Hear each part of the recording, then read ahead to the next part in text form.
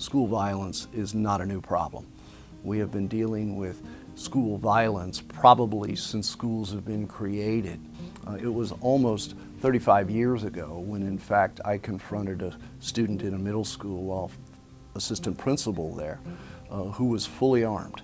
and ultimately ended up in a confrontation with that student in the morning before classes even began. That student was going through issues that are probably difficult for most people to comprehend and was acting out on those issues in a way where it was obvious that that student either wanted to do harm to self and or others on that particular morning. Fortunately, as a result of the confrontation and as a result of the conversation that took place in the middle of it, and ultimately by virtue of the fact that I was able to disarm the student, no harm came to anyone.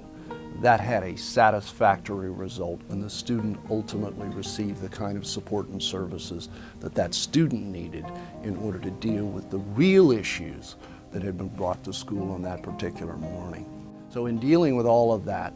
my own personal experience included,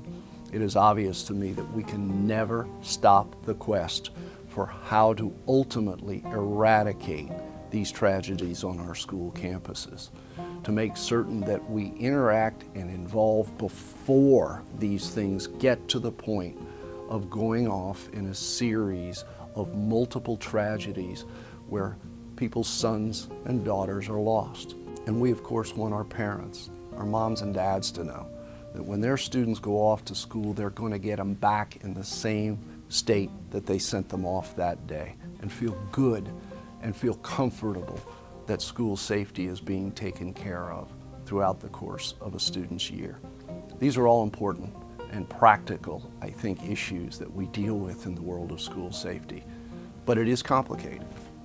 but nothing is more important.